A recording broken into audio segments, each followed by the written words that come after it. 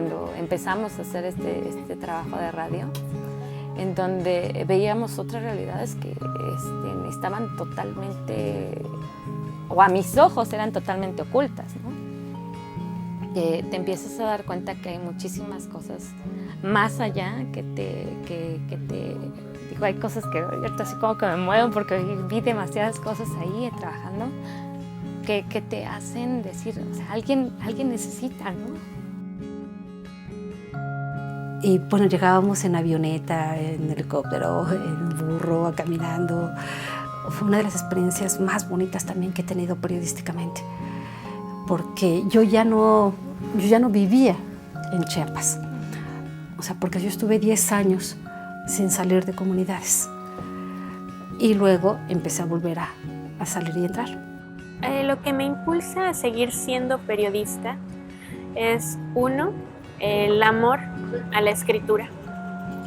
2, el amor a mi estado. Y 3, el orgullo de saber que estoy documentando la historia. Yo creo que la historia de Guerrero es la historia de México. Aquí es donde han surgido todas las luchas por la dignidad del pueblo de México. Y ser parte de ello es un orgullo. Hay muchos momentos en los que esta profesión me ha ratificado, me ha vuelto a renovar las ganas, la energía, a darme cuenta que no me equivoqué, a pesar de que, bueno, pues hay una parte que todos sabemos, las condiciones laborales y el término económico, pues no es ni siquiera el mínimo que mereceríamos quienes fuimos a una universidad. Hoy en día la familia me ha mantenido al margen un poco, pero tampoco ha sido mi obstáculo, ¿no?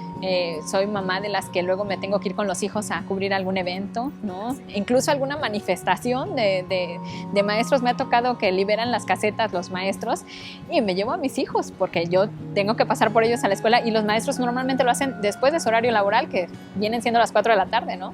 Entonces agarro a mis hijos y vámonos. Y me esperan aquí y ustedes no se muevan. Ya hay quienes, mi hijo por ejemplo, me ayuda a grabar o me ayuda con la cámara, ¿no? Y aunque no les apasione a ellos mucho el periodismo, les gusta ver mi trabajo, les gusta verme trabajar y me lo dicen.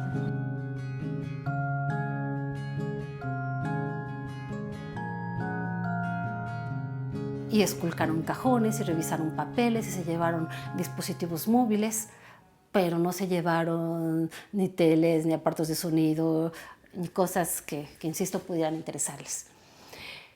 Es decir, tu ropa interior la sacan de los cajones, la manosean y la ponen en la cama. Eso no le pasa a un hombre. Y qué bueno. O sea, yo no digo que también a los hombres los violenten de esa manera. No, qué bueno que a los hombres y a los colegas no les pasa. A las mujeres sí. A las mujeres te hacen sentir que están contigo, que están con tu intimidad, que manosearon tus calzones y que los dejaron ahí. Esas son particularidades de género. Bueno, el caso Dafne surgió luego de que hubo una junta aquí en el Instituto Ruller, una junta a la que me convocó una religiosa, que es la directora de este instituto.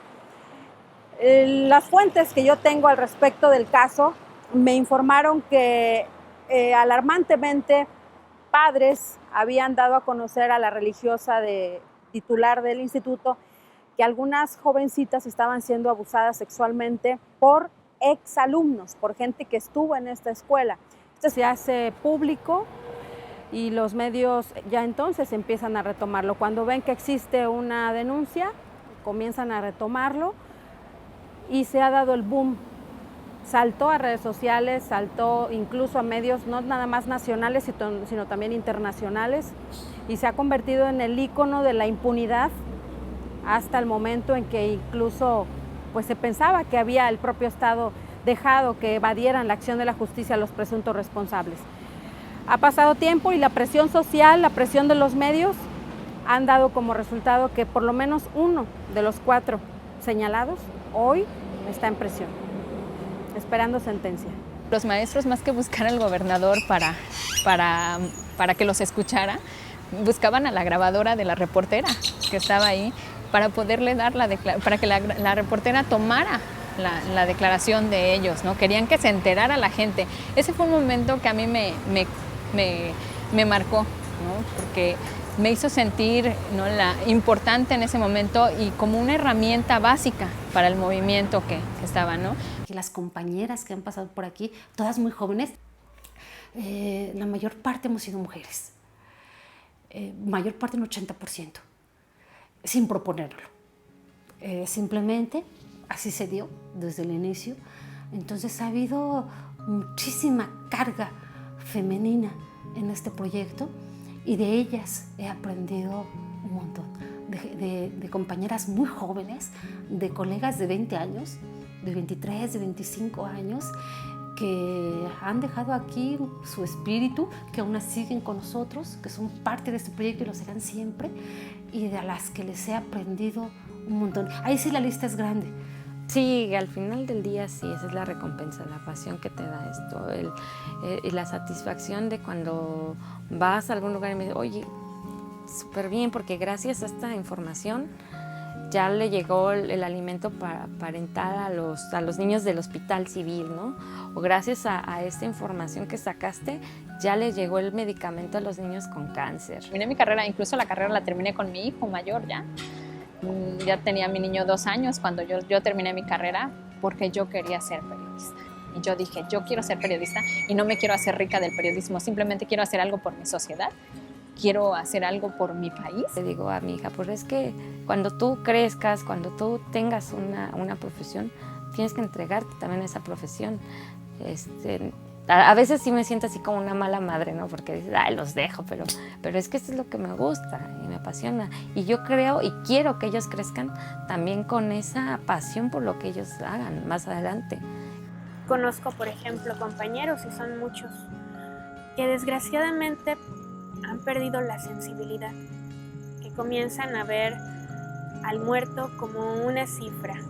Incluso deja de nombrársele por su nombre a la persona y se convierten en onces, como llaman en la policía a los muertos. O comienzan a decir frases como, ya cayó el de rigor, ya cayó el muerto del día, porque están tan habituados a la muerte que deja de ser algo que les toca el corazón. En el otro extremo también tengo compañeros y compañeras que dignamente llevan a cabo la labor periodística sin perder la humanidad. Y yo creo que mientras exista ese tipo de periodismo humano, sensible, vamos por buen camino.